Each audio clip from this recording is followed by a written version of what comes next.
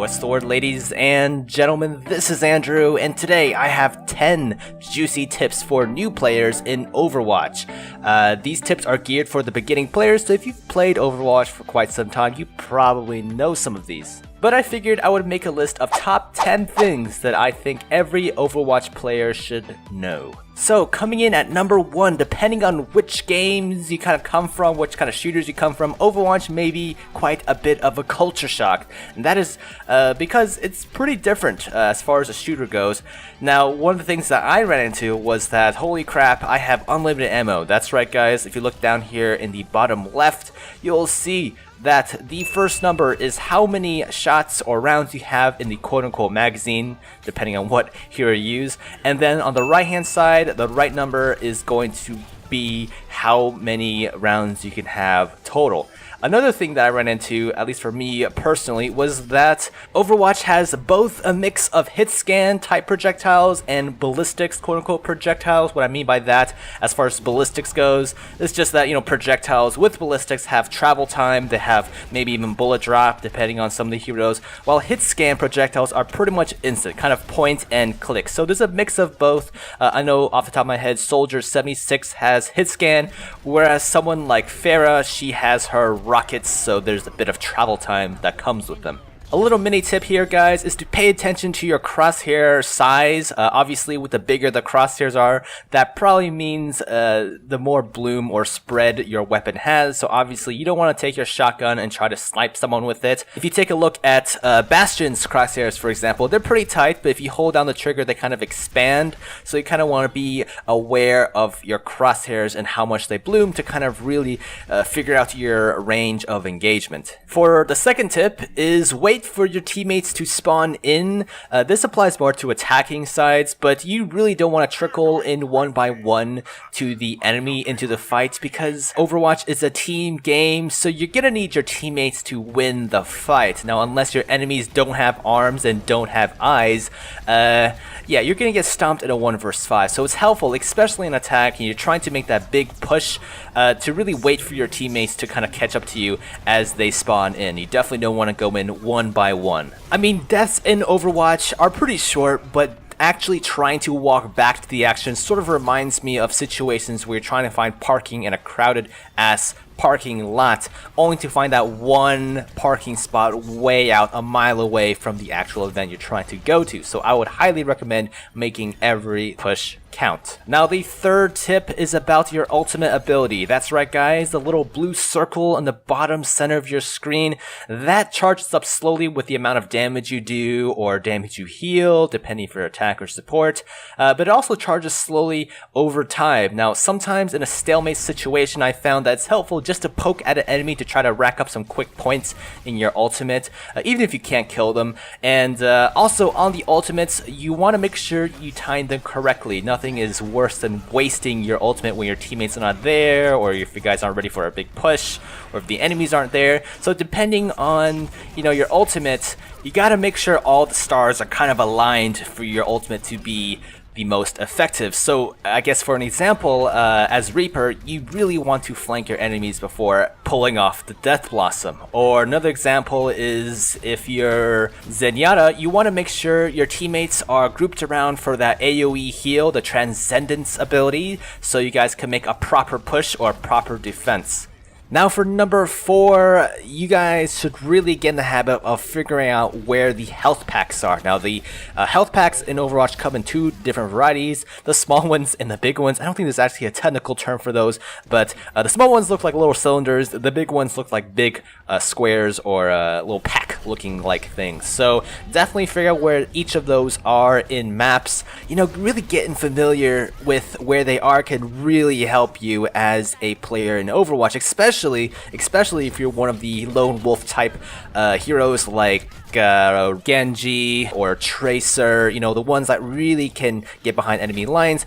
You're gonna need to know where these packs are in a case of an emergency. Now, actually physically memorizing where these packs are, I wouldn't suggest trying to sit down and treat it like an exam. You don't have to study where these packs are, memorize them. Just play enough Overwatch, kind of explore the maps. The maps aren't that big. They're pretty straightforward.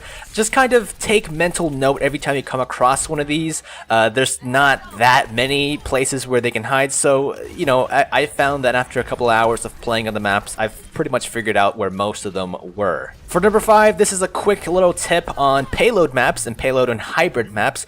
Payload, of course, is the maps where you have to guide the floating truck, the indestructible truck that will not be destroyed by anything going on in the game. But yeah, I found that 3 people on the payload will get the payload to move at maximum speed. Any more than 3, well, it's gonna be stuck at the same speed beyond that. So as sort of attacking, you may want to split up your team, optimize how many people are on the payload, how many people are actually going out and killing things.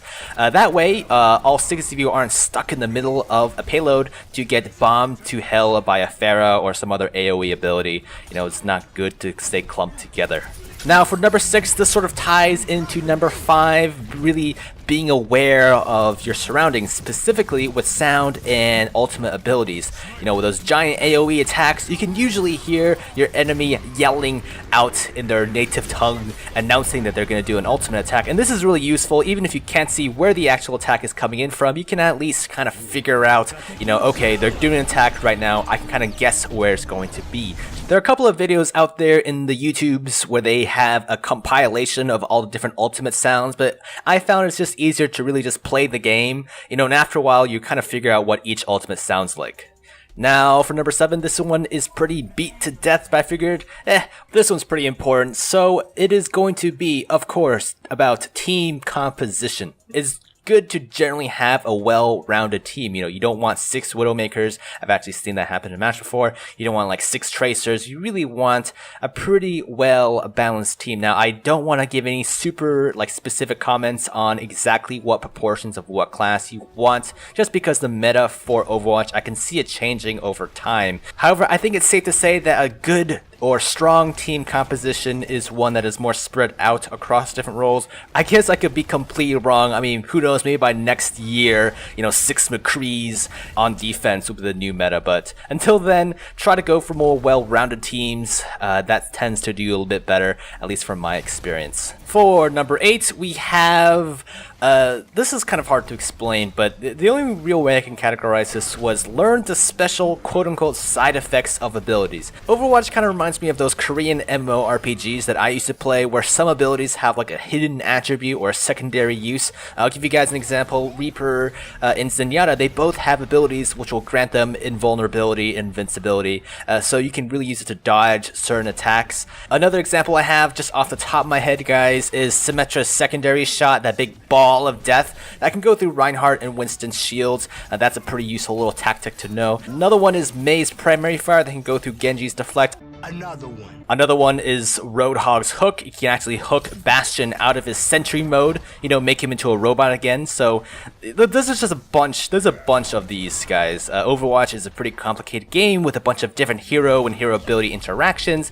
I could go on for 2 hours, but for the scope of this video, I'm gonna cut it here. But if you guys want a whole dedicated video to these, I can definitely make that happen for you guys. Let me know down in the comments.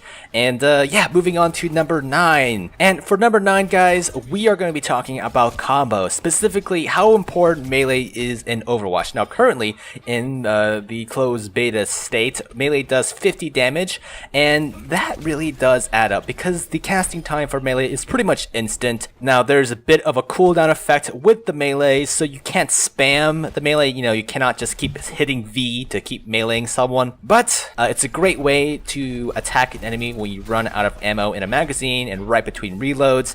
It's fantastic for heroes like Roadhog.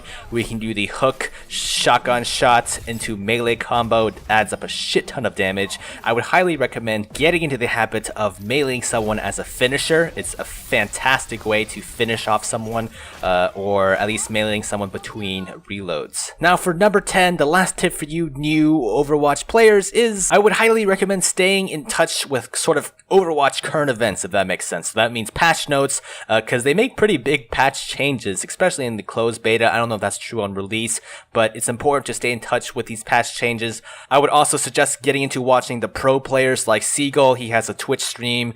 I've definitely watched a handful of these myself. I would highly recommend it. It's definitely a good resource for you guys who want to get better at Overwatch. Anyways, guys, that is it for my top 10 tips and tricks for new players in Overwatch. I can already tell that people in the comments will be like, but Candy, you totally missed this one and this one. Oh my gosh, you scrub. I can't believe you didn't include this. Well, come on, guys. For fuck's sakes. I'll put out another Overwatch tips and tricks video if you guys really want to. Just go ahead and submit what tips I missed and which ones you would like to see in the next tips and tricks video.